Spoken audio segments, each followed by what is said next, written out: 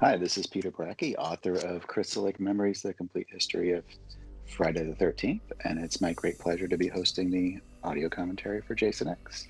And here with me is Todd Farmer. Hey everyone. Welcome to the best Friday the 13th movie that was filmed in 1999.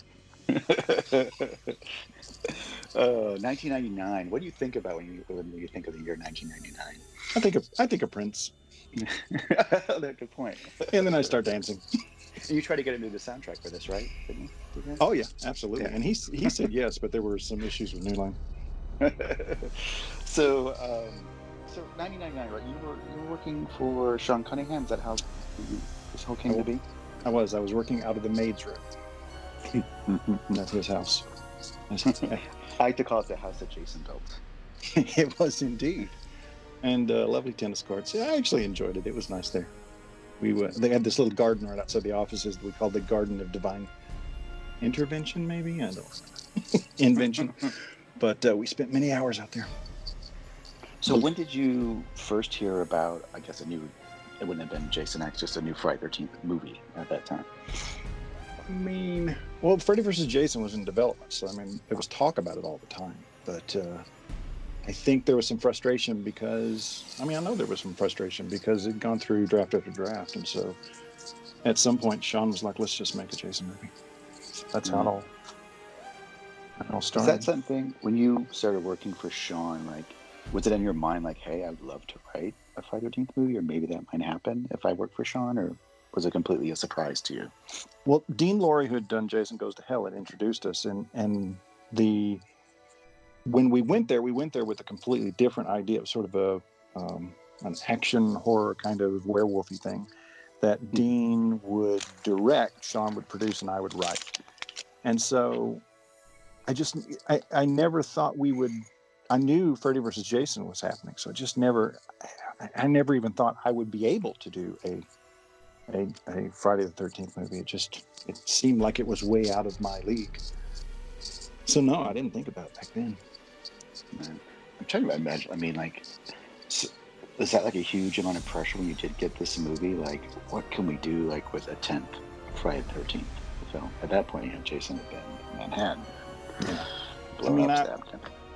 I was so naive. I thought, my thinking was, of course we can do another one. Yeah, it would be great. We'd be perfect for this. We've seen all the movies. We love the genre, so of course we'd be great at this.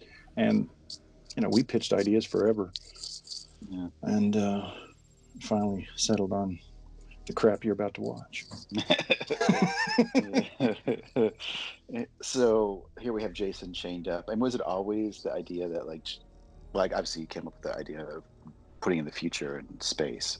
I know you guys are going through a bunch of different concepts, but was the idea that always, like, Jason had become sort of this indestructible, unkillable monster that we see here in front of us? That couldn't be killed. Yeah.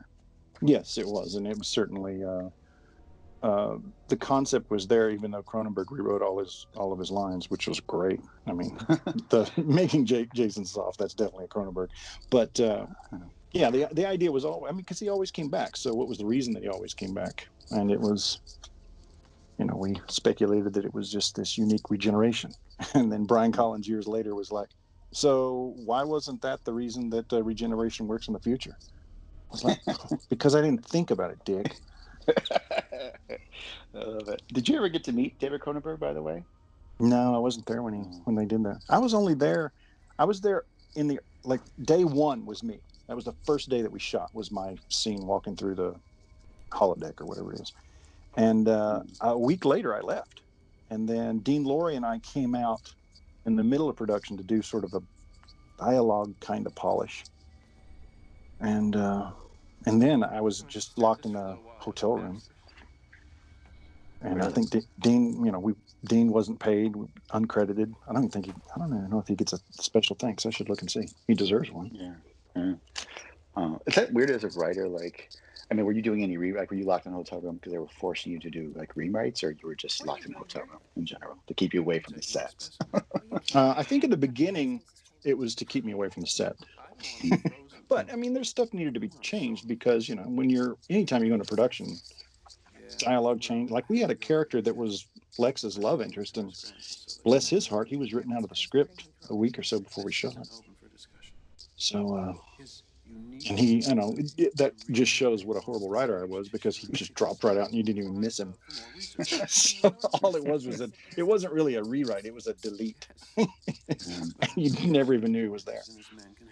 I mean, is that something you were prepared for? I mean, because the joke, right, when I'm talking to producers and directors and stuff, is, oh, you never want to write on the set, and it's normal to change dialogue or change characters. But I mean, for you at the time, was it?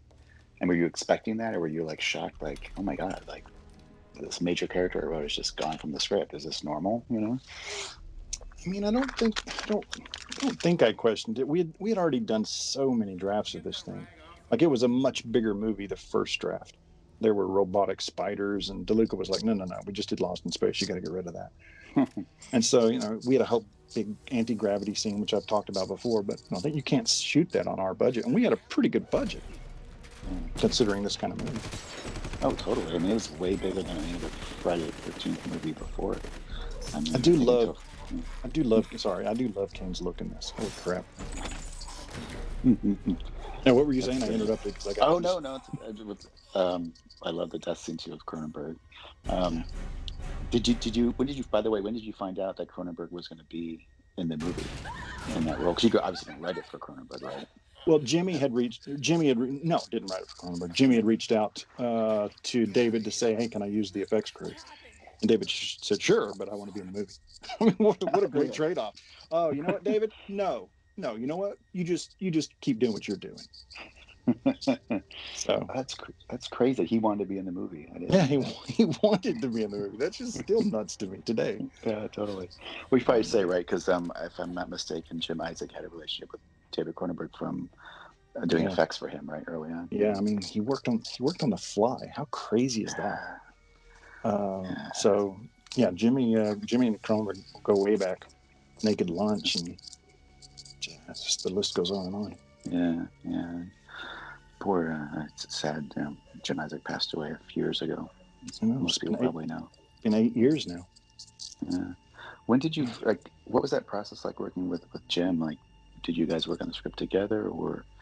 Oh yeah, I mean, Jimmy was daily. I mean, it was we spoke all the time, and we went back and forth. And he's very soft spoken. He's a lovely director. He's a lovely man.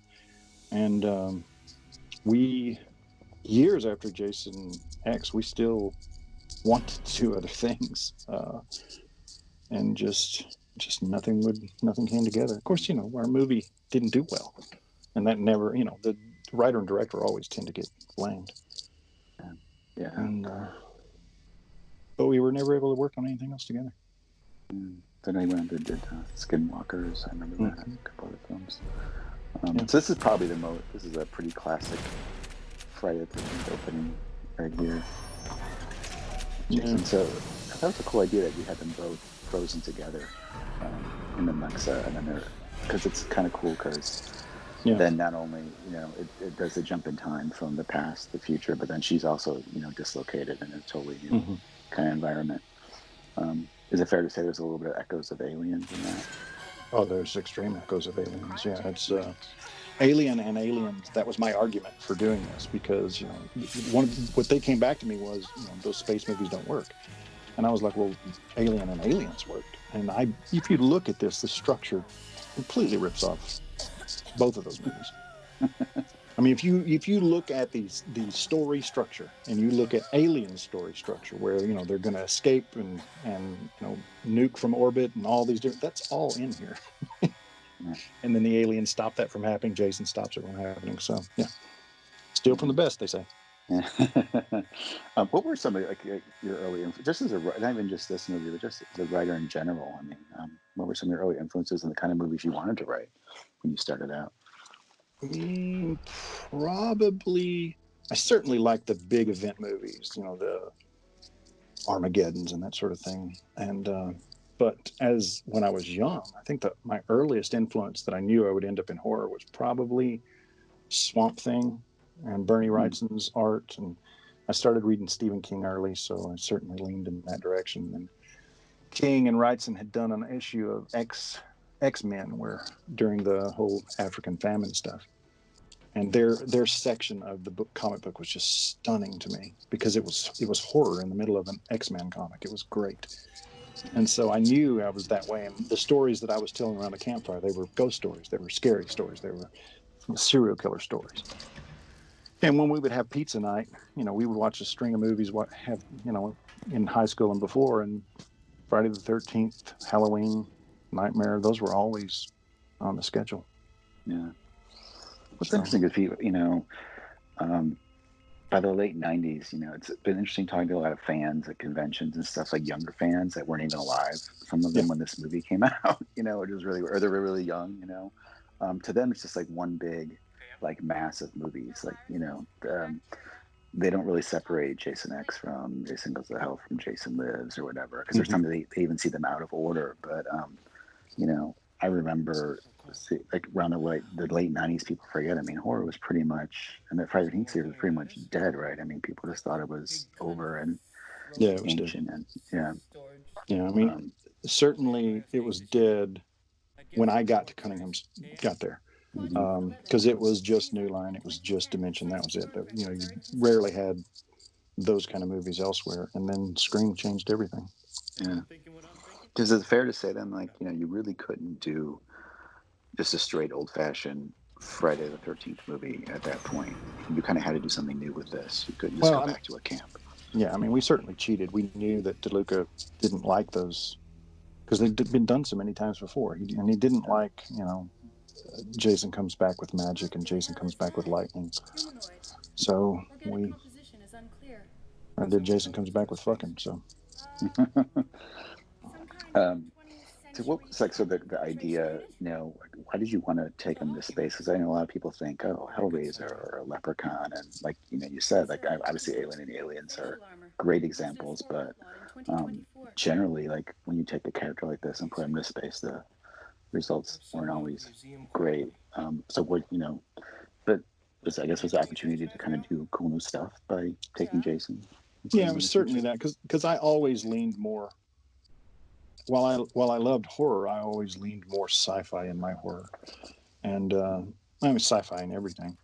And so I felt like that would be more fun. And plus, Jason had been everywhere, and it's not like I didn't make these rules. I mean, the franchise made the rules because the franchise has Jason fighting a telekinesis. I mean, they had already pushed the envelope into the supernatural, and so why not go into space? It didn't. Just, I guess, naivety and arrogance. It never occurred to me that it could possibly fail. Well, a lot of people, a lot of fans love this movie. I mean, it's definitely kind of had a little bit of a second life. We can talk about that too. Well, yeah, I mean, even just this morning, this guy Ray Carter on Facebook, I have no idea who he is, messaged me and said, "You're the man." And I was like, "Well, I'm okay." And he said, "No, you wrote Jason X. You're definitely the man." Thanks, Ray. How kind of you. Ray is in the minority because if you go to Instagram, or if you go to IMDb, it says, there's a one thread that says, which is worse, Jason X or cancer. So really, wow. I would like to think cancer's a little bit worse. Yeah, but I would think so. Yeah, seems a little extreme. But I see lists all the time that have Jason X way up there, so you never know. Again, like brought that up earlier about younger kids. Is like, I think when kids see them out of order, they don't have the same expectations. Because when I saw some of these movies when I was older, I was comparing them to my experience on the first movie. Like, I remember how the first few Friday things made me feel and how scary they were when I was 10. But if you're coming into this movie, as a kid now, without those kind of prejudging it like I did, I think they're much more open to it. Yeah, I mean, people seem to have softened toward it. Certainly, I think the older generation has softened toward it. And then there's still a few that are, it's the worst thing that ever happened. So all the stuff we're seeing, like all this world building, is that stuff that you put down partly in the script, or is that something you do, like the Jim developed, or the look and the technology, all that? It was all in the script early. The first thing I ever read, I think, was Beowulf, so that's where Grendel and those references came from. And I mean, this is just Aliens. I mean, those are all just the grunts from Aliens. Even though that was the stunt coordinator. So actually, I'm going to throw it out there. So if you had to pick Alien or Aliens, I can't. I mean, one, they're completely different movies.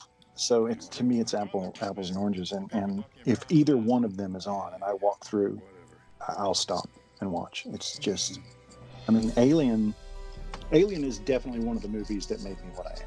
I mean, it changed everything.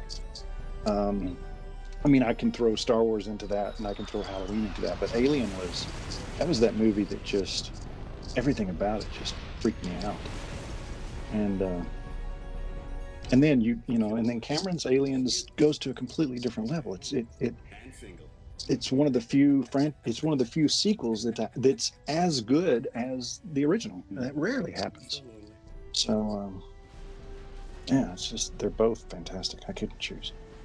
Yeah, I always think kind of when I think of Jason X, I guess a little bit more Aliens, because there's a sense that you have a team of grunts or the military. Oh, as far as influence, absolutely. It's far more influenced by Aliens. Yeah. Also, too, is it something that you're aware of when you're writing this? That everyone's seen Jason. Like, I think of the first Alien, and what was so exciting is you know what the creature looked like. You didn't expect the chest burst or stuff. But by the time you get to Aliens, you know what the alien looks like, so you can't really make it scary in the same way. No. Exactly, and so that's why I think Aliens is brilliant. But look, he was great at that. He's still great at that. He did the same thing with Terminator. So takes that original concept and just takes it to a whole new level. And that's what we hoped this would do. In the end, their design was a lot brighter than I ever expected, but it plays, it works. You say brighter? You mean? Yeah, it's a lot more color, because I was thinking Aliens, so I'm thinking grungy and dirty, and there's colors in the background, but it makes sense because this isn't truckers in space. This is kids in space. This is teenagers in space. This is not. So it made sense. I wasn't thinking along those lines. Was it always going to be a group of young kids or teenagers?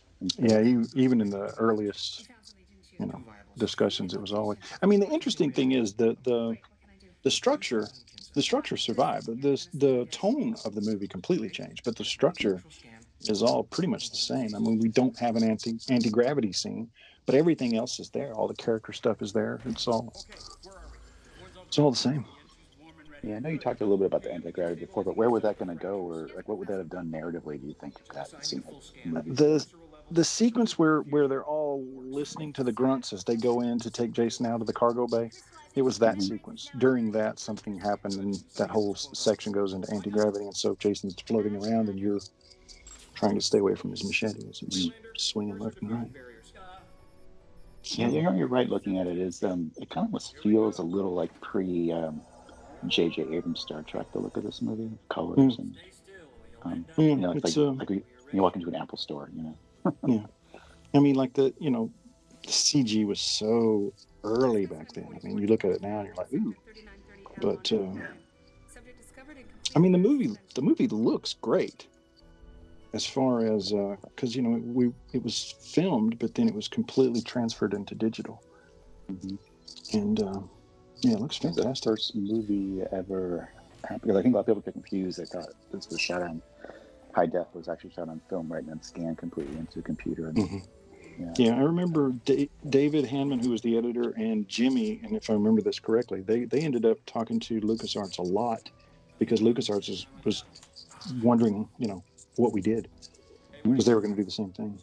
And I always thought that was amazing. Yeah, I think it adds to what you're saying about kind of the bright feeling of it. It has a very crisp, bright, shiny look to it. That's probably partly because of that. Yeah. I mean, it did bug me back then because I was so all-knowing, but I have softened toward it too. Like, I kind of dug that, and I really adore the cast. They were so wonderful. Did you sit in any of the casting sessions, or no? I was mostly out of it. I mean, it was rewrite after rewrite, which seems weird now because I can't even remember what rewrote, because the structure is all the same. It's just little dialogue things here and there. Mm. And when you write something like this, like, are you writing? I know you're much more experienced now, obviously, but at the time, like, do you just let your imagination go wild and not worry about budget, or do you write thinking that, okay, I can't do this or I can't do that because we won't be able to afford it? No, this was long before I realized you had to think about budget. I mean, I do Hmm. think about it now. When I first wrote this, I didn't, because I mean, and over the years, people would say, "Look, just write what you want, and then if you have to come back, you can." But certainly today, in the world, like everything that I'm writing right now, I'm writing thinking about how do you shoot this during a pandemic. Yeah. And that back when I did this, I had no concept of that. I just wrote what I thought was cool, and Mm. that's why the Blade Runner version of it, which was going to be in the future but in a futuristic city, that's why that went away. And this was much more affordable, and that's why the anti-gravity went away, because it was completely not doable on our budget. Yeah. I So imagine it must be hard too, like, yeah, when you're starting out as a writer, because you have this vision of it, and then you see it get cut down and changed due to budget and things like that. and look, I feel bad about certain things that happen, like certainly this the cryo freeze that's coming up. I mean, people hate that scene, and I feel bad that I didn't do better. Really? Why do they hate No, this? I'm just kidding. Oh. It's really the only thing that they like. Well, it's funny though, because a lot of technology, in this movie. I just asked you again, did you do any like research on tech? I mean, obviously you're already well versed in all this stuff, but all the stuff now is, it all came to pass. Yeah. There's nothing in this movie that's dated in that sense. Like sometimes you see old sci-fi movies where they invent some crazy technology that never happens, and then you kind of laugh at it. But everything in this movie is pretty much come to pass. Yeah. Mark Hazlitt used to work for Sean, and he and I had talked in depth about nanotechnology and that sort of thing when it was, early stages. And so and I think a Denzel Washington movie with, what's his name from Virtuosity? Is that the name of it? Yes, Russell Crowe, right? Russell Crowe. I think that came out before this, and there was certainly nanotech in that. I think it came out before this. Yeah. And I always loved the idea of that. But I mean, all sci-fi I leaned toward. So sci-fi's fun. I mean, the sequel was full of sci-fi. Oh, the sequel that we never shot. So did you actually already like kind of conceptualize the sequel while you were writing this, or before? Like this was going to be like a kind of a new franchise starter in a way? Not while I was writing it. I was doing an interview while we were shooting in Toronto, and somebody had mentioned that, have you done what Kevin Williamson did, which is when you wrote Scream, did you have two more in the works in your head? And to which I lied and said, yes, of course. And then I started thinking about it. And then I later found out that when Kevin wrote Scream, he didn't have it in his head either. He came up with that later. So we both lied. I'm almost as good as Kevin. Well, yeah, I mean, actually talking about the casting, when you bring up Scream and Kevin Williamson, I think sometimes people forget just how impactful that movie was, especially in terms of the cast. Like, because now you had to have kind of good-looking, somewhat well-known people to cast your movie, whereas you go back to the old Friday the 13th and the slasher movies, and it was all about getting like complete unknowns that no one ever heard of. Mm-hmm. Was that something that was on your mind too when you're writing the basic 15 characters, who they would be, and they, I mean, they had to appeal to like a more modern, savvy, postmodern audience? Does that make sense? Yeah, it does. I don't know that crossed my mind. It was the self-awareness and the jokiness that everyone seemed to fixate on, which I loved in Scream, but I didn't think it needed to be in every movie. Mm-hmm. And eventually, I resisted it at first, and then eventually I made my peace with it. And so the "he's screwed" line, I mean, I ended up playing right along. But the Scream, in my book, everything that we are seeing today, like every channel has a genre version of something, and scary here and scary there, and horror is everywhere. I really think Kevin is the reason. His Scream and the other scripts that he was sitting on, he changed everything. I mean, this was horror was always going to be a stepping stone because that's what it was back in the day. I mean, you did a horror movie and then you moved on to something different. He changed that. I mean, he created 20 years for me of doing horror movies because he created a genre that's still going strong today. Yeah, no, you're exactly right. Because I think now genre stuff is a destination that people want to get to. It's not something to get over. Yeah. I mean, it was what you did back then because nobody else. You weren't up against A-listers like you are now. Now you have guys who they make it in comedy and then they turn around and start doing horror that's just mind blowing, and they love it. You've got Chris Rock doing horror. I mean, it's just. I mean, Bousman's helping.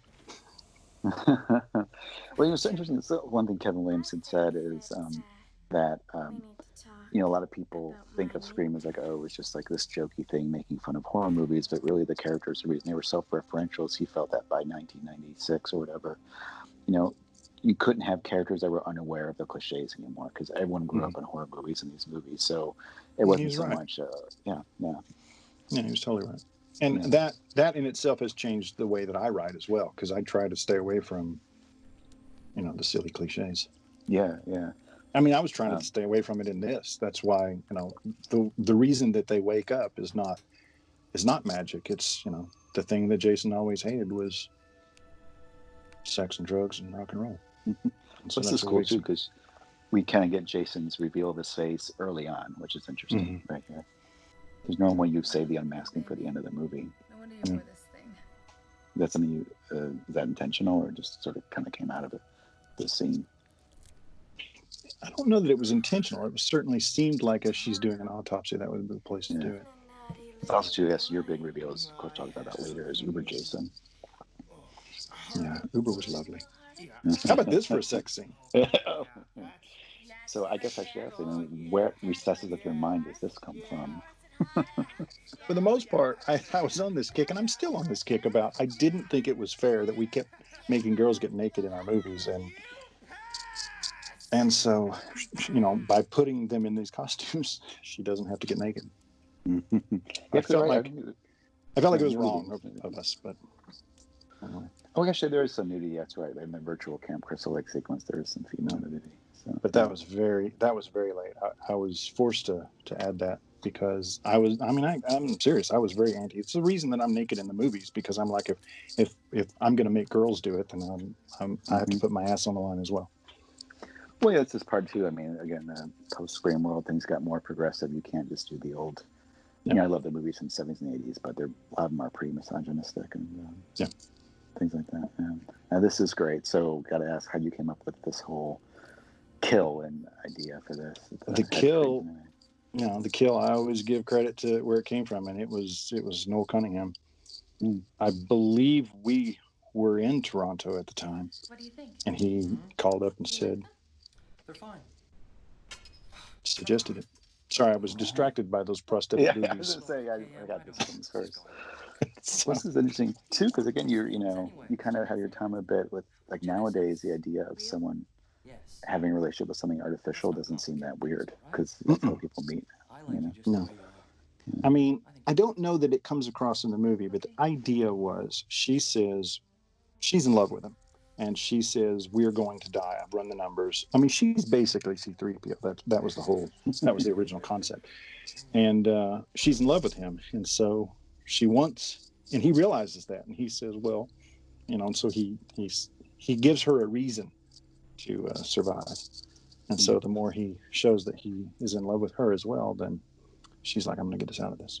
I don't know that necessarily comes across as it was intended. It's interesting, too. Yeah, no.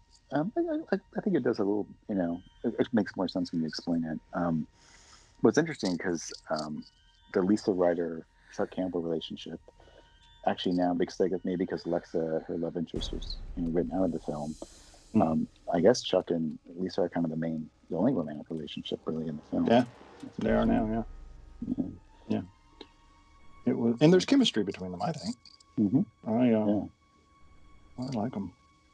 Of course, so what's your thoughts on the whole sort of, I know this movie has fun with it, but the whole idea of the sex equals death and that sort of morality kind of thing, because I think by this point And in the 70s and the 80s, there was like a lot of controversy. My God, these movies are sick and moralistic. But by this point, people sort of accepted it and had fun with it.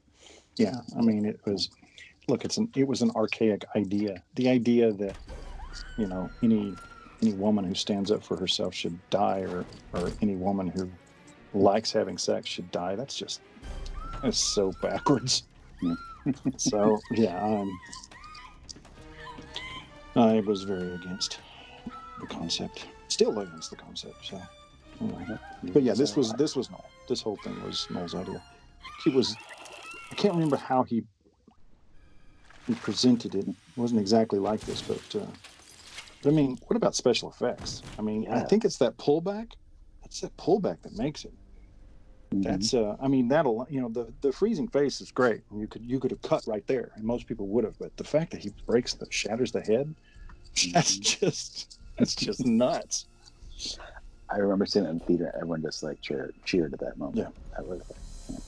It's a good one. I'm sure that's something right? Is it right? You kind of know some scenes that are going to get a big reaction like that. I guess you hope.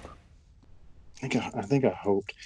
This is interesting because this scene, he now knows about Jason in the edit, but this scene was shot before he actually talked to that dude and knew about Jason. So he's not playing dumb. He's actually like, I have no idea what you're talking about. But Jimmy and David switched that in the editing room, and that was a big moment for me because I was like, oh wow. Because that completely changes. So he comes across like a true dick because he now knows that Jason exists. So I was just like, that changed everything for me because I thought, what you wrote is what the movie becomes. But that showed me that there's a whole new level to this process that I hadn't even considered. It's a big moment. I never even thought of that because you're right. Because it seems now like he's conniving. Yeah. But in the draft that I wrote and the way we shot it, he's completely sincere in this moment. So it's what a lovely change. And and nothing worked. I get to Jimmy and David, but I get to take credit for it. I'm currently amazing. I'm currently not taking credit for it. Yeah. No, because as a performance, even it seems like he's playing it duplicitously, on two levels. That's so funny. Well, now I'm watching it a totally different way. I mean, Jonathan's probably the one that I've stayed over the years the most in contact with. Lovely man, and we always wanted to work together again, and never did. And then Lexa and I are resistors on the interwebs together. Let's talk about Lexa. I mean, Final Girl is such a big part of these movies. Like, what did you want to kind of achieve with her character or do with her in this movie? I just wanted her to be a strong-willed character who doesn't take what the white man tells her to do as law. And she pulled that off way beyond what I ever imagined. She's fantastic at it. Were you aware of Lexa as an actress before this movie? No, I wasn't. I didn't. I mean, I because they were Canadian actors. A lot of the stuff that they were doing, I just never saw. Yeah. And of course, it's funny that her and Lisa Ryder went on to do Andromeda together, and I think their characters are almost kind of reversed on that show from what they are. Yeah, it is. The robot and the human switch. So what sort of like the character that cut out her love interest character? What would he have actually done? What would his role been in the movie? Scary. I think he fought. The thing is, looking back at it now, I realize that I should have never written him in the first place. I wrote him as a love interest, but it was never there. He was named DeLongpre after the street that I lived near, and he was more her sidekick. She was clearly the lead, and he was the sidekick next to her, but it was not working. So a lot of his dialogue was given to. I mean, he was there on set. We were doing certain rehearsals, and he was there. And bless his heart. But realize there's a lot of characters in this movie. There are. I mean, I think, but you need red shirts, and the idea was to not let you know who the red shirts were. I don't know if that was successful or not. And that's hopefully by giving each character a little quirk or a little something to make you think they're going to stick around. Yeah, I mean, that must be hard as a screenwriter. I mean, you have to come up with all these just different characters and give them some unique, a little thing unique about each of them, so differentiate them. Yeah, and then look for give the actors their due. A lot of them there wasn't anything, and so they just come up with it on their own. Yeah. They create their own little moments, and that's great. Peter's gone on to do a ton of stuff. Oh yeah.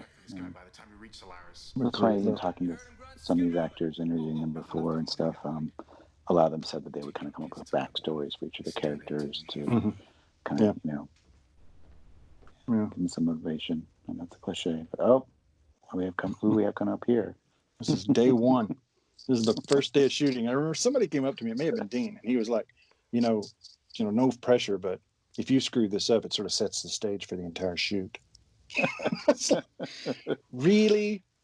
You can tell me this now?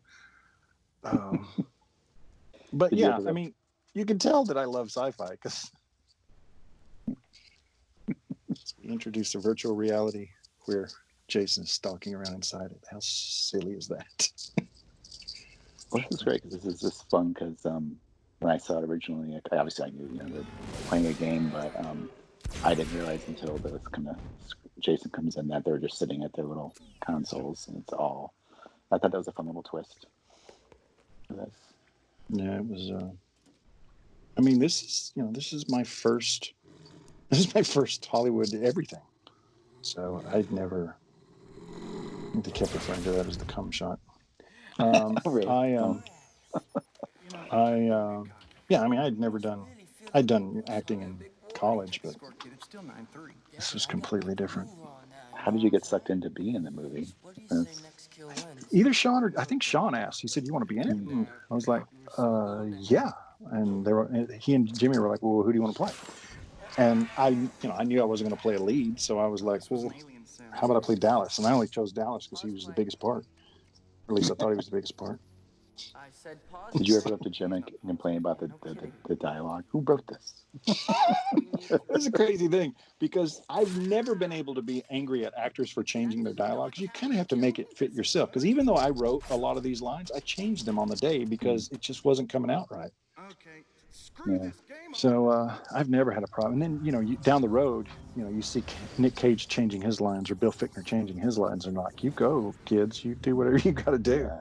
A lot of writers get a little silly about that, but it's just a part of the process. Well, I think there's a big difference too, from an actor who wants to change dialogue to make it work and feel natural versus someone who's just changing stuff on a whim. That's not usually how actors do it, No. But, so, you also got My Bloody Valentine. What is it about? Like, why do the directors always want to kill you off in their movies? The toughest part in the horror genre is that 90% of your cast dies, so to end up as the one who survives is never easy. Which is great. I think I had a lovely death. It's not that gory, but lovely death. And still, I'm physical. Yeah, I mean, I'm still in awe of the girl who played Dove's stunt double when Kane throws her to the floor and she lands dead on a cement floor. I was just like, wow. It's just like I was just like, how do you do that? You just have to turn your brain off because your every instinct is to stop the fall. I was in awe of her. Still am.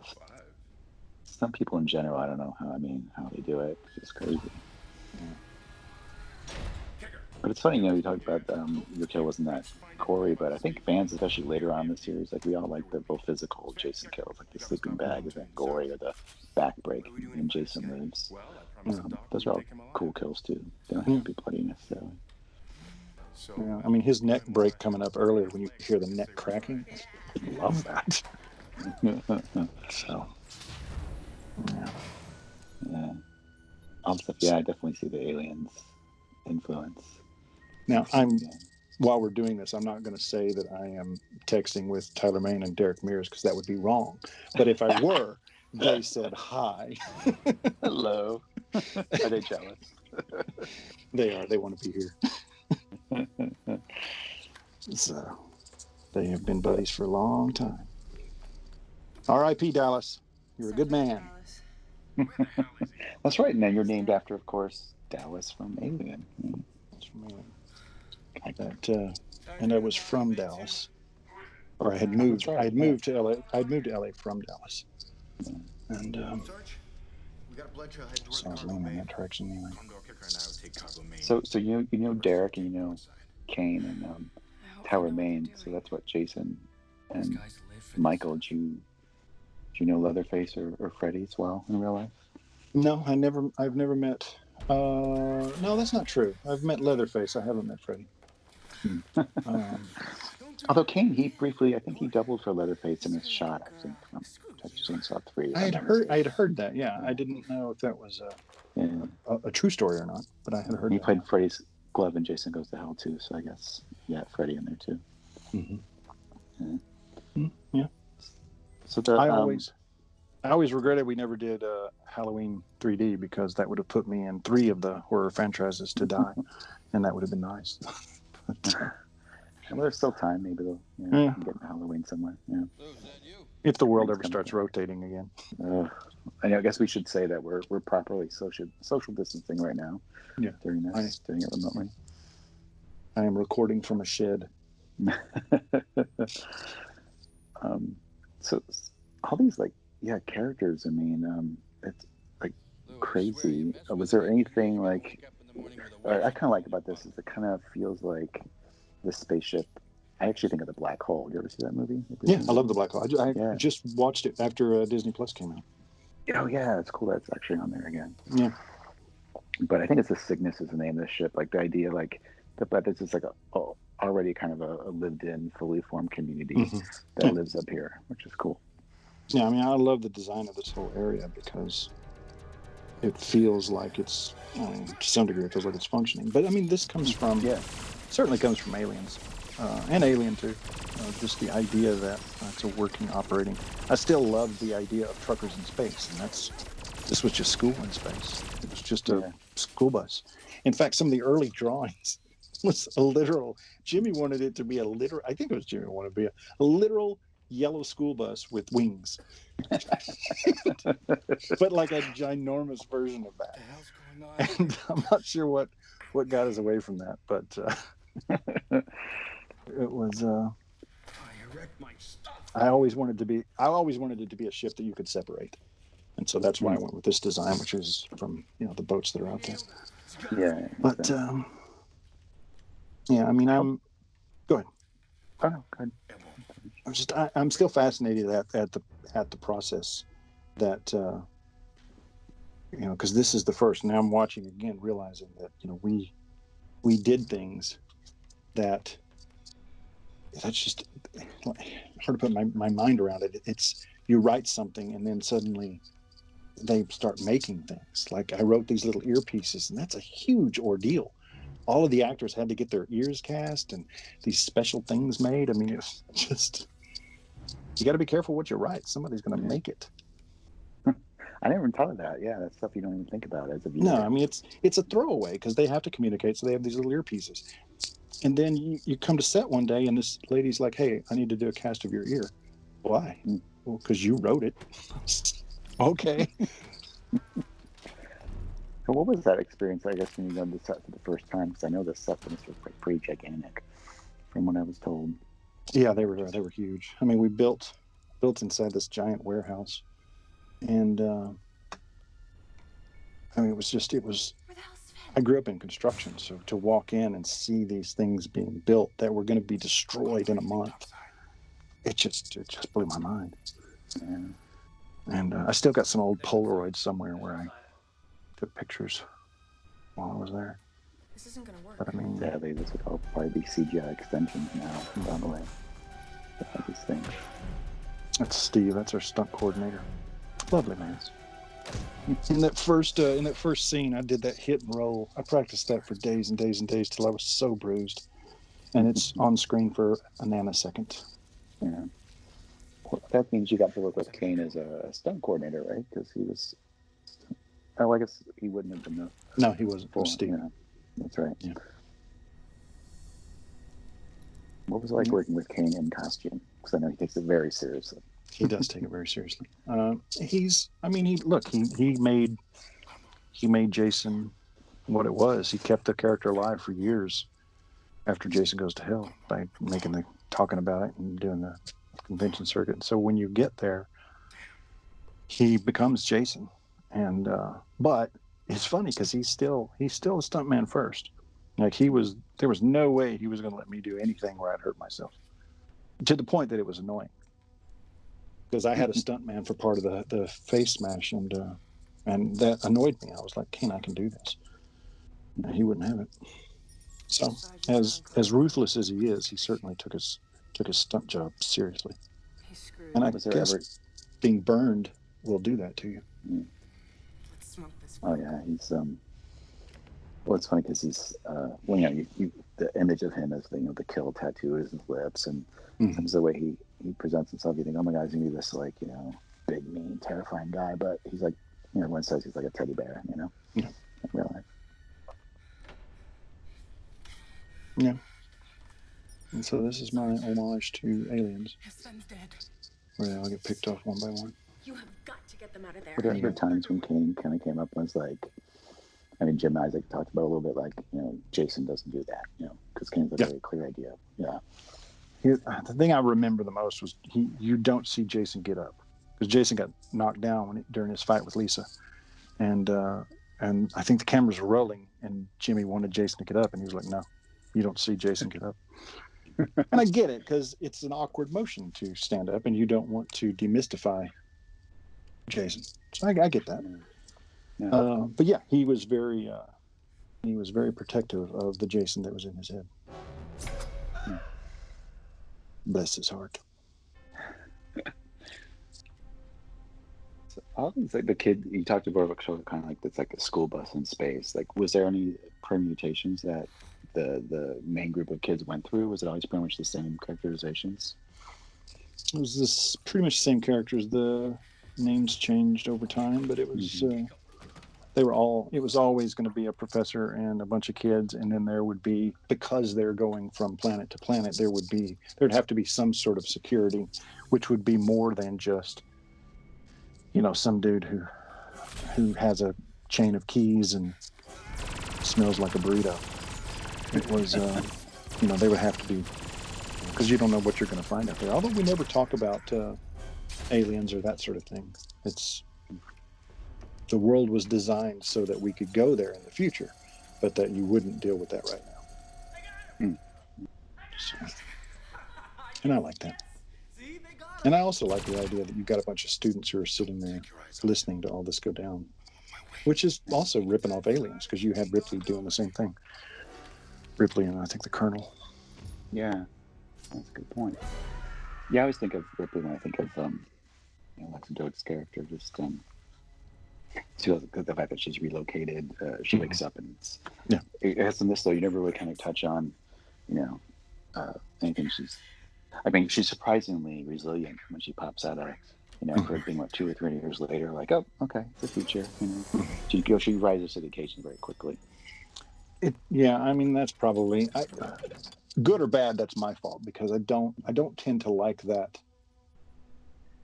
where you go through that process of, wait, this can't be real, because you know what, yes, of course, go through that, because you're going to get past that, so just get past it. And maybe that's the wrong way of looking at it, but it's certainly I know that those moments in movies, which are very realistic, that's probably the way people would going into denial after something like this happens. But it's such a waste of time, because they're going to get past it eventually, so just get past it. No, I agree with you 100%. Like, yeah, for an audience, it's just like marking time, because you as the audience know that, like you said, she's going to get past it. So, like sometimes you'll see a movie where that lasts for the first act. I'm just like, good grief, get on with it. If you're going to do that, do it for the first 10 pages and then move on. But That's me being all knowing again. No, you're right, because like I think about with this film too. The other thing I see in a way with a lot of horror movies is the first act is, no one believes the character that the monster's out there, but the audience knows the monster's out there, so you're just waiting for it, for everyone to figure it out. So I feel like about this too is, you have a little bit of that, but then, it's pretty fast that everyone realizes, okay, Jason's real, so you don't have endless scenes of people disbelieving the heroine, which gets really annoying. Yeah. I was just thinking, I have touched on the sequel a few times, but I think when the credits roll, I'll tell you the quick story of what the sequel is going to be, and because after that initial interview where somebody had mentioned it, I kept thinking about it, and I think I came up with a pretty good way to do it, and then the movie came out, and 12 people went to see it. I was like, well, that's not going to happen. Yeah, I mean, we talk about that a little bit too, but I mean, maybe not everyone knows that the movie was completed in 1999. It didn't come out until 2002, I believe. So, yeah, maybe it was April of 2002. Yeah, I can't remember, but yeah. But it was a long time. I mean, it had been released on I forget what it's called. It was one of the streaming places, Pirate Bay or something. Not released. It was it was unleashed onto the world, so that a lot of people had seen it before it ever came out. Yeah. And I remember hearing. I refused to watch it. I was one of the ones that back then we had principles. I like to say people didn't. Now everyone pirates now. No one cares about streaming everything, but there were none of us back then that's really against it. There was a whole Spotify. I'm sorry, Napster era. Yeah, I mean, and look, I was a huge Napster user. I still have songs on my hard drive that I could only find on Napster, and I thought it was a brilliant idea. And years later, once someone explained what that meant, I stopped and I never went back. Mm-hmm. And I've never downloaded a movie. I mean, even when this was happening with Jason X, I knew it was happening, and I'd gone to the site where it was happening because it was just in such shock. I mean, it was like, but they're stealing it. I mean, why are they doing this? I was so naive and offended. And I remember seeing, that Jason X was like #1 download for 1 week, and I was like, "Oh, are you kidding me? Nobody's going to go see it." And that wasn't the reason nobody went to see it. Yeah, no, that's so funny. I didn't realize they had like a top 10 of the most downloaded movies on Pirate Bay. This was old school. That's a chart you don't want to be #1 on, right? No, you don't actually want to be #1 on that chart. And I by the way, I did not tweet that when I found out because there was no Twitter, but still. Man.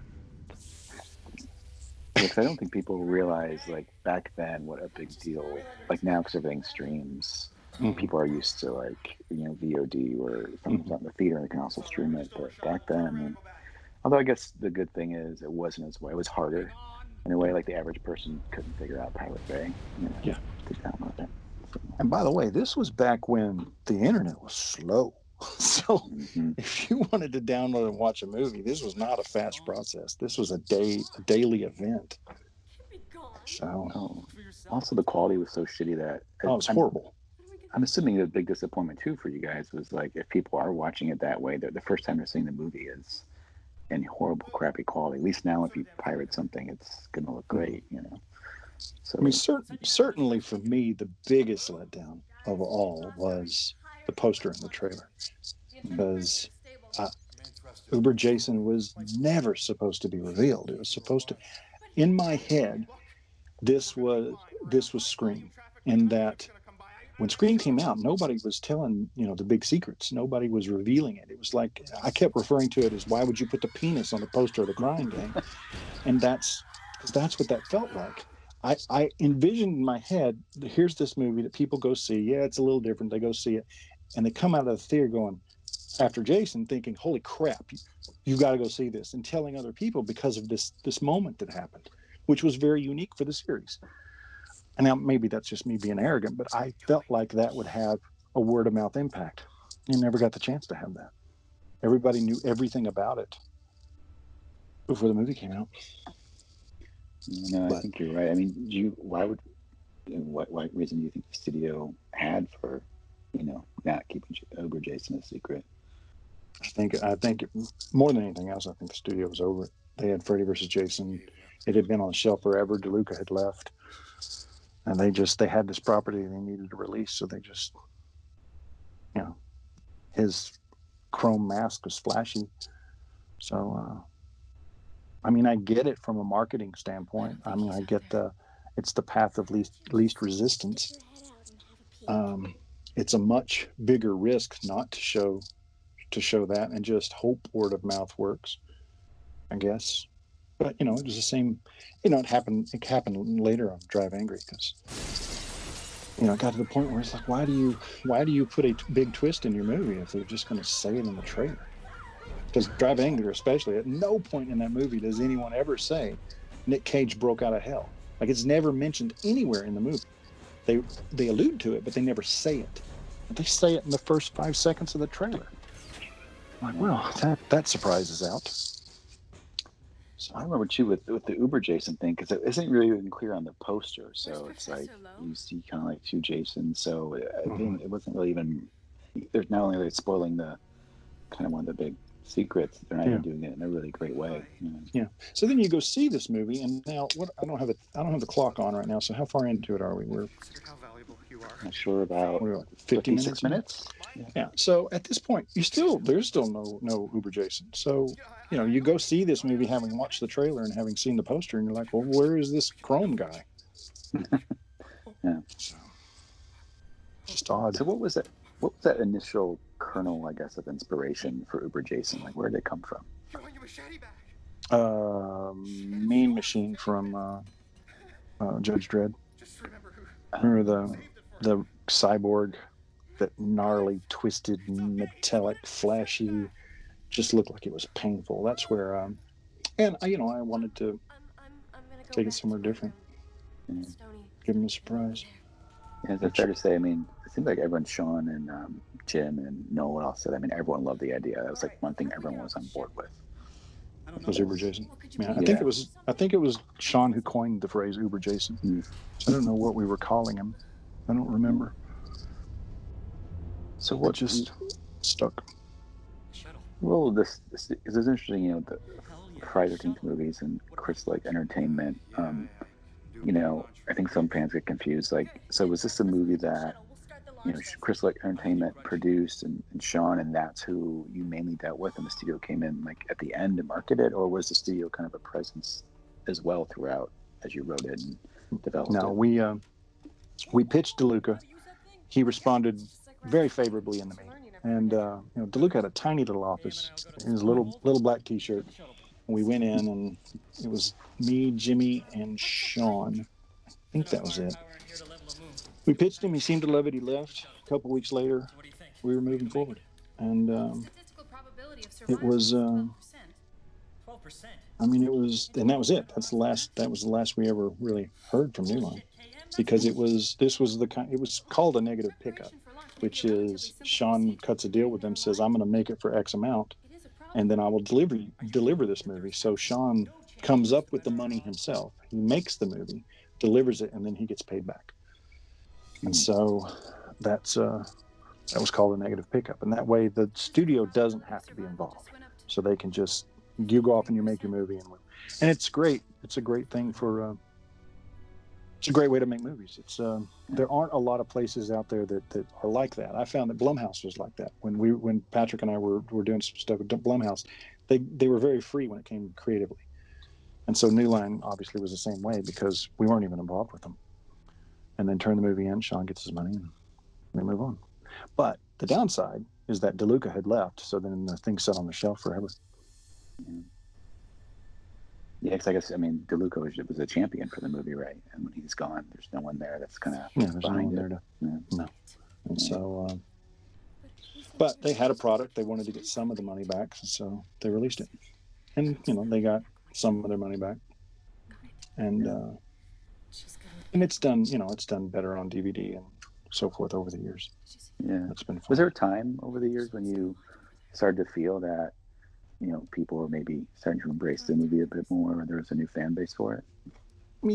Yeah. It's certainly. There have been people, like, certainly with the internet being Twitter, and maybe not so much Facebook. Well, maybe Facebook too, but in Twitter, somebody will post something, and then somebody will tag me, and I'll see it where somebody's talking favorably about it. or a celebrity said something favorably about it. So Mm-hmm. you see that more often. But then, you'll see some guy came out with his top list of Friday releases, and I think he had Jason X listed as number 2, and people just lost their minds. Because how dare he? I mean, I would have warned him if I could have. And but yeah, so I mean, sure, people have softened to it, but at the same time, it's not a movie that you're kind of halfway on. You either love it or you hate it. So I'm okay with that. Yeah, I kind of gonna go back. It's just part of it's expectations. It's different when you're coming to this movie having seen and grown up on 9 previous Friday movies. And you have an emotional connection to that versus, I've talked to fans who this is the first one they saw when they were a kid, so this is their favorite. Yeah, that's the thing that there's a generation that came behind me that this is their first. It's the first movie they saw in the theater, or it's the first movie they saw at home, and that's impactful. And then you get what's lovely is you get the experience of them going back and watching the others, and so but yeah, I mean, I never quite understood the hate. I know I had my own reasons for. I didn't like all the jokey stuff at first, anyway. I mean, I've softened to that, but I didn't like it, and I didn't like that it wasn't grungy, that it was so clean at first. I like it. I like it fine now. I think I was wrong. I like it much more now. So the hate doesn't quite track. I feel like it's good characters and a good story. I mean, there is a story. There's an actual structure. So I like that. And I feel like some of the previous don't really have that. It's more just getting from one kill to the next. Yeah. Lucky you weren't alive during the So I don't quite understand. Again, I guess part of this is the expectations that people have at the time. There's an interesting thing John Carpenter said where, there's a certain point, I'm paraphrasing, but when your movie becomes separated from its initial reaction, like The Thing or Blade Runner, all these movies, and, I think Jason X, has become reassessed in its own way. So like, again, now people seeing it, they don't know the box office. A lot of kids are like, oh, I had no idea it wasn't a big hit. They had no clue. So that helps too. Yeah, I mean, okay. Well, when you go back and you look at Big Trouble in Little China and The Thing, I would look at those and I would be shocked that they didn't do well at the box office. Mm-hmm. I can look at this and I better understand that why a Friday the 13th or a Nightmare or a Halloween movie wouldn't do as well. I get that. But I think, Blade Runner and Big Trouble and The Thing, I think those are brilliant. I think they're near flawless movies, in my opinion. But, Jason X has a few flaws, 1 or 2. I think part of it too is, this is really sci-fi horror. It's kind of fun, scary. It's not hardcore, dark, hostile kind of stuff. Yeah. And there's always going to be some hardcore horror fans that just, if something isn't dark and scary and 100% straight ahead, they don't like it. And I also think it's the simple curse of cross genre. I think anytime you cross genre something, you're running a risk because the audience can't necessarily identify with it. Is this a horror movie? Is it a comedy? Is it sci-fi? You could say the same thing about Big Trouble in Little China because what is that movie? And then you look at Blade Runner, it's the same thing. You look at the Princess Bride. I mean, anytime you mess around with the genres, I think the movie tends to suffer. Although some of my favorite movies do that, so I don't know. Yeah, absolutely. Do you think there's a more receptive audience today for something like this? I mean, because now I think with streaming and there's like 5,000 channels and there's so much you can program per image now, and you can do crazy, interesting stuff. Do you think the movie might have been better received? It's possible. Yeah, it's certainly possible. It's I mean, I love, when I was walking to school in the snow 7 miles, there wasn't a lot of channels. You had 3 channels, and you didn't have the outlets that you have now. And so, like, I discover shows that were on 5 years ago that I never even heard of, and I'm watching them, and they're fantastic. And It's just because there's so much content out there right now. So yeah, I think it would have done it would do much better if it were released today. But I mean, I'm looking at it now and I just think it's lovely. Yep. Well, I'm just amazed. Like, again, looking at it now too, just how ambitious it is. I mean, you got shit exploding everywhere, multiple ships, all these characters. And it never stops. I mean, it just goes and goes. Yeah. I mean, we certainly throw a lot at the screen. Yeah. This is, even this concept alone is like, what were you thinking? But I love this. I wouldn't, if we went back to do it all over again, I'd still do it. And too, there's the sense of fun that you said before about the tone. And I get it too. I think that was part of it for me when I first saw it. Is they had like I wanted to be straight ahead, serious, grungy, dark, but it's actually more fun now watching it, just because again that expectation's gone. You can just enjoy it for what it is. I mean, I think. Go ahead. Okay. I was what the inspiration behind KM was, but I mean, the earliest was C-3PO, so that was. The female sexy version, female version of C-3PO that becomes sort of a sex bot. But she's not irritating like C-3PO is. No, and she was fun. Yeah. I mean, her biggest concern was Matrix had come out, so here she's doing all this stuff, and she wanted to look good doing it. She wanted to give the audience kick-ass scene where she kicks ass. And you can tell Jimmy had fun with it. Oh, totally. So, was there something, I think, maybe Noel or Jim had mentioned, there was potentially a House of Mirrors kind of scene with KM or something, a little more elaborate? I don't know if that's true.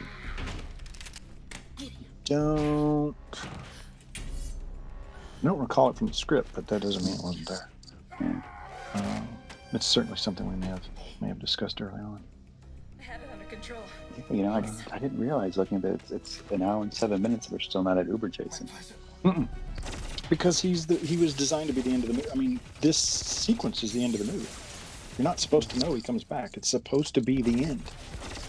Because time-wise, it feels like it's the end of the movie. This is the part where they've built this thing to they were the Marines had all been wiped out. They were hopeless. And then Chuck rebuilds this. And she kills him. And I think this scene would have worked a whole lot better if you hadn't seen the poster or the trailer. But that's just me.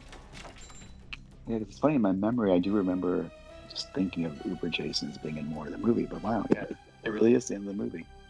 It's awesome. It's fun, though. They had fun. I wasn't there for any of this. No. That was ours.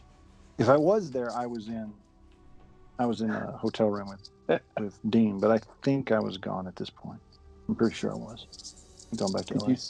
Did you script out the designs of Jason for before and after Uber Jason, or is that more like the makeup effects kind of creation? Say that again? Oh, just the actual design of Uber Jason and the original. Like, did you just have him just scripted out how he looked, or is that something that was pretty much created by the effects guys? I mean, this creation was the effects guys. What I had put in the script was just a merge of twisted metal and flesh. Because in my brain, I think I was thinking the character from Judge Dredd, just twisty and gnarly looking and painful looking. So, and then, when you had Stefan, who designed RoboCop, of course, he leans toward the more flashy, the more polished robotic. And I think it looks fantastic. That's something a lot of people don't realize. That you guys had a great team on this movie. It's just a remarkable team, yeah. I mean, we had Cronenberg's effects team. That in itself is just mind-blowing. For a Friday the 13th movie. Just, Yeah, and I think all the actors are great. I think they took each role and made it their own. Make me look better than I am. Yeah, they're all really memorable. I love Janessa. She's one of my favorites too. Yeah. Yeah, I mean, she brought all that humor. That's her. Her delivery and such. It's just fun, like as a writer, to figure out who gets to live and who gets to die and all that kind of stuff. You create these characters. Yeah. I mean, and I was certainly, aware of, the black kid dies first in horror, and I wanted his death to be sacrificial and not first. And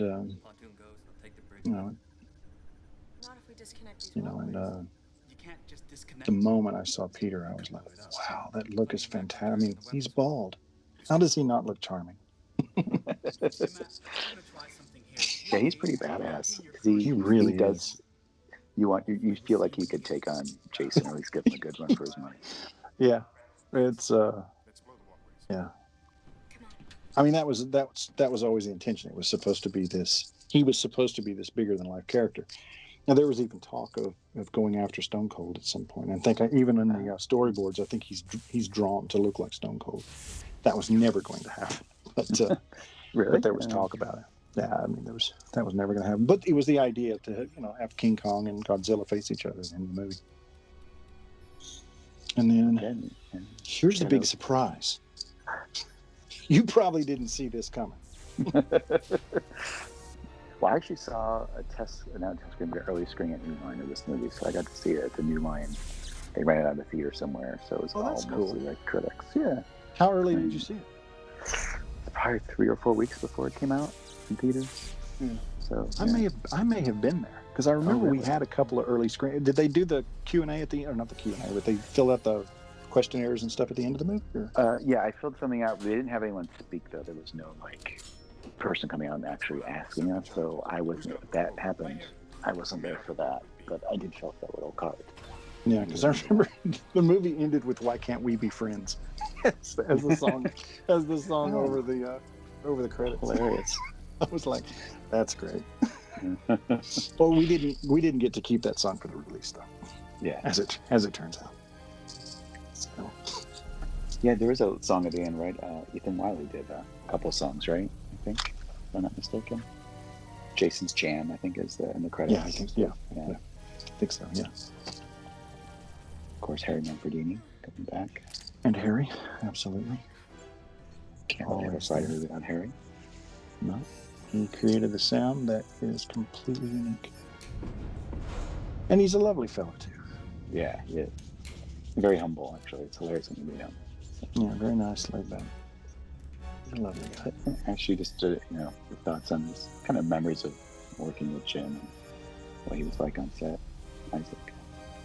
Wait, did you ever interview Jim? Yeah, I did. Yeah, for the book before he passed. I mean, you were the first big, widely accepted Friday the 13th book, if I remember correctly. Yeah, it's true. Yeah, I remember because when I was reaching out doing interviews, a lot of people were like, Friday 13th? Because this was like 2002, so it was before Jason X even. It was just coming out, so a lot of people, that was the biggest thing.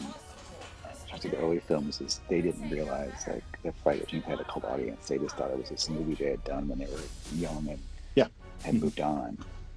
Now it's really different. So actually, Jim was the first. He's like, I needed a few years or some time to process the movie and the disappointment around it before he would talk. But he was great when we met. He said, no, it's a little bit harder first. Anytime you have a movie come out that doesn't get received the way you hope it's difficult. So. But he's a really nice guy. You obviously know him way better than I would. So. No, I mean, look, I but he is. I mean, he's just that genuine. He's not. There's no errors. Even now I refer to him as if he's still here because it kind of is in my head. But he was. I always regretted that we sort of fell out of touch. He never lived in LA. He lived outside of LA. And so that, it wasn't one of the things, it wasn't like with Dean Lorey or with Patrick Lussier where we hung out together. Jimmy was never around. And so I think that hurt. But, his passing was just so unbelievably unexpected.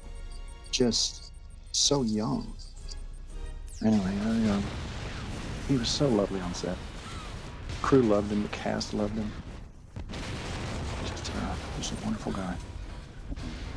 When David Cronenberg wants to be in your movie and it's just not having a part, that says something. I mean, it totally says something. I remember, I think I don't know if his last time I saw him at Comic-Con with his daughter, and she was all grown up. I think he was there for maybe Skinwalkers. I can't remember, or that was I think it was Skinwalkers, and then I think I saw him again for Big Hunt, and that was it. I think we're finally That's okay. good. That's right. I love the stuff with her disembodied head that he carries around. Yeah, it's kind of touching. Yeah, isn't it lovely? Grendel and Tiamat, my love of Tiamat's from my love of the Dungeons and Dragons, which I grew up playing often. Now that's the height of geekdom right there, Dungeons and Dragons. It totally is. Yeah, in fact, the Player's Handbook and the Dungeon Master's Guide are right to my left as we do this. Never go anywhere without them. And of course, Jason and the Fiend Folio. Remember the Fiend Folio? Yeah, I drew him inside the cover. He deserved to be there. Fiend Folio is one of the few books that I don't have the original version of. Which is crazy. Which doesn't matter. You can get it on eBay. I recognize. Yeah. This also was a regret. We didn't have the money to shoot this. What could have been a very gory scene. Did you want to be more like her getting stuck through the hole? Yeah. By the way, this is Screenwriting 101. Do never write a line that critics will then use to describe your movie. What a dummy am I? Hey, don't do what I did here, because this sucks on so many levels. It was used on so many headlines. Yeah, I think Roger Ebert. Yeah. Yes, he did. His review. Yeah. Lovely man. I'm still convinced Ebert never watched the movie. He just watched the trailer and reviewed that. And used IMDb's little quotes and stuff. I'm actually not a huge fan of Roger Ebert. Most of his reviews are pretty. He does like a couple paragraphs of plot synopsis and then some sort of pithy comment. I never quite understood the allure of Roger Ebert. But it's not even just a horror thing, but. But I'm snobby. I grew up on Pauline Kael and those kind of folks, you know. Yeah, Pauline was lovely. Oh yeah. But is this something, I know you do a Friday the 13th movie and you don't expect to get critical praise because the movie, the series was always hated by. But it's still. Does it still hurt when you read bad reviews of Jason X and stuff like that at the time? Yeah, a little bit. It's yeah, it's certainly bothersome, but at the same time, I love the fact that people love and hate it. So sometimes I'll see something and I'm like, oh, that hurts, but that it doesn't. It's the weirdest reaction, but at the same time, somebody's seen it. So I'm just a kid from Kentucky who wrote something that somebody saw. That's kind of a big deal and always will be. Yeah. Did you ever see this movie with the audience? Well, we did we saw the early. We saw the early ones when you would have people come in and they do the question, fill out the questionnaire, and they rate the movie, and so you're getting numbers to try to see how it's going to play. Because this is back really before tracking was a thing, so we didn't know how well it was going to do. So I saw it a couple of times that way, and then I saw it with friends at Universal the night it opened. And I think it was Dean Lorey, Kurt Wimmer, Noel, a couple of strippers,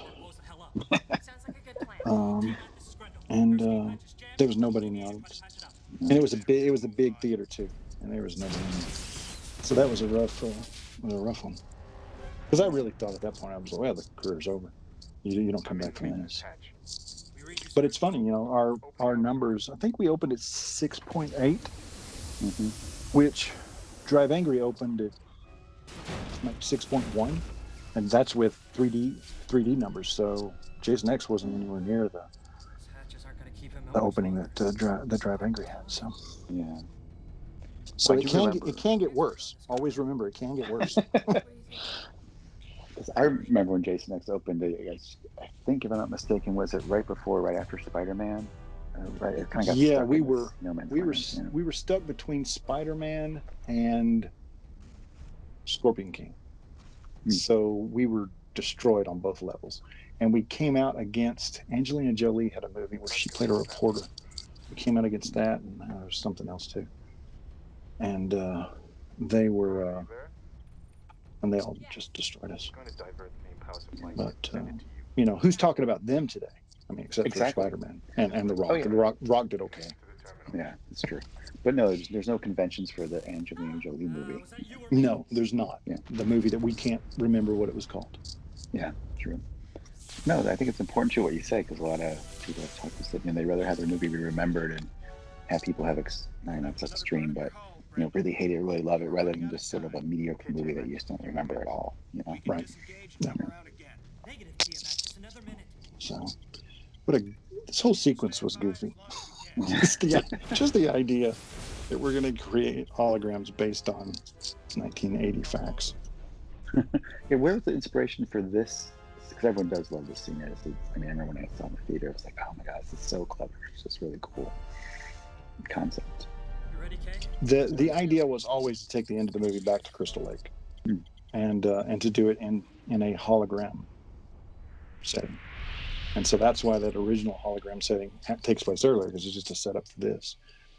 Now this is all on stage, as you can clearly tell, but at least in my head, the idea was that we would go shoot, in Connecticut, or we'd go shoot, we were in Toronto shooting, so somewhere where you would be out in the forest. But this makes sense because it's not real. It's not supposed to be real. It's supposed to be part spaceship and part Crystal Lake. So I like it. Yeah, of course that's it's CG water, early CG water. But having it be on set, it totally works because, again, like you said, it's supposed to be a holodeck so.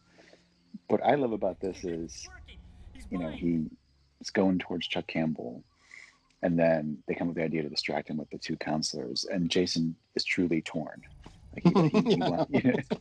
which is great. That's all Kane, because I don't think I wrote it that way. And by the way, what I wrote was horrific.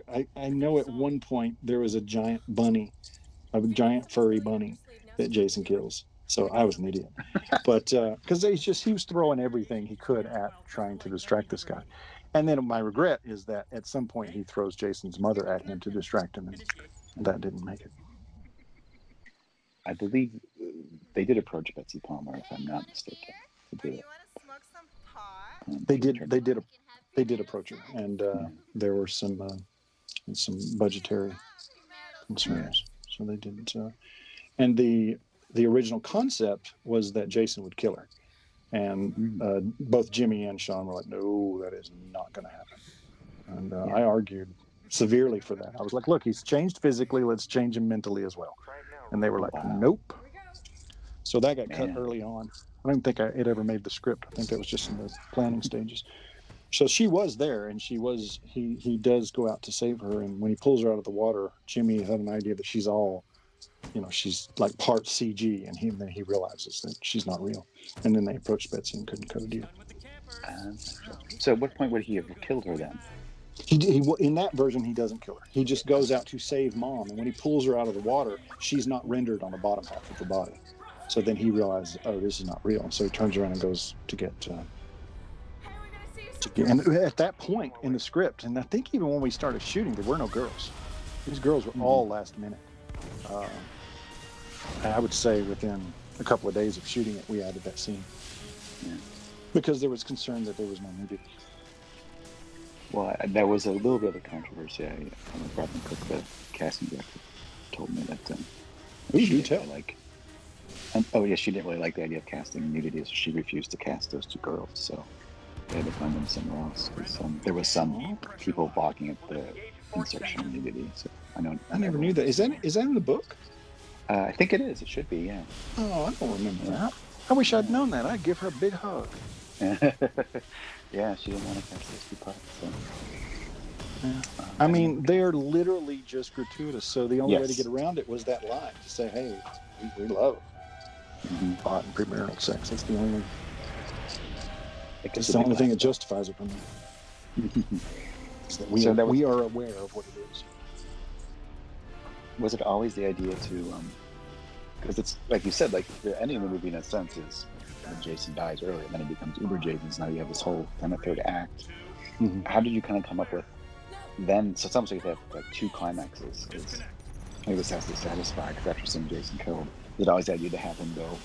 I guess you mentioned before King Kong versus Godzilla. Is that kind of always the idea for the climax? Mm-hmm. It was always, and at this point, if I remember correctly, Sean could better answer, but it feels like we were out. We were out of juice. We were out of money. We were out of everything. So you never did have that Godzilla King Kong sequence because it just wasn't there. So you blow him up. Yeah. Now this part was always there. You blow him up, and here he comes. And where Peter comes from, yeah, stage right. Who knows? But there you go. Well, it's interesting because, in a way, the King Kong versus Godzilla was Freddy versus Jason. So it's probably, I guess, makes sense that this movie doesn't have that as well. This is, I know it's interesting because this movie takes place after Freddy versus Jason, but it was meant to come out before. It came out before, so it's almost like it leads you into Freddy versus Jason in a weird way. Yeah, without retconning it, which must have been hard to do as a writer, I imagine. Yeah, it was. Yeah, I mean, it was. I mean, you know what this is from. I think I've mentioned it before. Oh yeah. I still think that sequence is. This is hilarious. Yeah, it was always meant to be funny. Was this always in the script? This ending, this moment. Yeah. It's New Crystal Lake. That's where he crashes. Which, so we need to get hear about what was your concepts for the sequels. Well, okay, so you got Lisa, Chuck, and Lexa. So they've made it to Earth too. And at first they're heroes. And you go through that step that we talked about earlier, where then they start warning about Jason's going to come back and where Jason fell and have you found the body and blah blah blah, and people start thinking they're crazy. The only person who doesn't think they're crazy is scientist / conspiracy wackadoo Kumail Nanjiani. And so Kumail he's basically believes in everything. He's like he thinks Bigfoot and Nessie have somehow made it from Earth 2. He thinks ghosts are going to be, they're going to somehow, he's going to figure out how to return ghosts to human form. He's perfected physical holograms, but the government has banned it. And he's just right on the edge of solving riddles, the riddles of teleportation and time travel. So, I mean, he's that kind of guy. But he believes the kids, and he informs them because he's found out that Cronenberg's several greats granddaughter has recovered Jason's mask from what we just saw as New Crystal Lake. And she has begun DNA research because, Jason's unique ability to regenerate lost and damaged tissue, I mean, it cries out for more research, which is Cronenberg. So what happens? So she's going to take the same technology that we saw earlier, and she's going to rebuild him. But before she can, Lexa, Chuck, and the newly rebuilt Lisa infiltrate the lab to stop her. So they're able to damage the nanotech machine. But as we have seen, nanotech machines, damaged or not, they don't stop Jason's return. But when he comes back, it's not Uber Jason. It's Derek Mears' version of Mean Machine from Judge Dredd. So I can get the Uber Jason I wanted. And so then, but Cronin granddaughter, she has sort of, planned all of this. So she's got a containment cage. So they trap him. But of course, you can't put Derek in a corner. So he gets out and he goes on a hunting spree. So now you got Chuck using the data from Lisa's little head about 1980s and so forth. And then with Kumail, so the three of them come together and they figure out they're going to use his banned hologram program to bring back Tyler Maine's Michael Myers. And this is to distract Derek's Jason, of course. Now, Lexa argues. She's like, no way. We're not going to do that. Not him. Anyone but him. Do not do this. But they do it anyway. So then you got Tyler and Derek fighting each other, and it's like King Kong versus Godzilla. So they're basically killing everyone around them as they try to kill each other. Kumail ends up getting completely wounded, and he's like, look, this was a mistake. You've got to lure them into my teleportation device and send them into deep space. But I warn you, the device is unstable. It's probably going to explode and kill you all.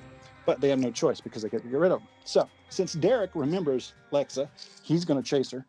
Tyler didn't have a clue who she is, but he's chasing Derek. So she starts leading them. She gets them in. She gets Jason into the teleporter, but she can't get Tyler because he loses interest. So then she reveals to Tyler the big secret. Michael, my name is Rowan, Dr. Rowan Strode. I'm your great third cousin. And so Michael's like, holy crap. And so Michael then chases her and he goes into the teleporter and it's big chaos. And she finally gets out and they lock it and they push the button. And all this electricity and all this stuff happens and then they vanish. And our heroes, fortunately, the place doesn't blow up and they collapse at the edge of the teleporter. And then Kumail, he stumbles in wounded and he's like, what have you done? That's not my teleporter. That's my prototype time machine. When have you sent them? Cut to Crystal Lake, 1984. As Warrington just kills Adrian, then boom, Tyler's Michael and Derek's Jason materialize. And then we fade to black. And then on the screen you see, coming to a COVID-free streaming network near you, Jason versus Michael versus Jason. COVID-free. Oh my God. I think that would work. Yeah. Wow. I That was took the up, most I took, amazing.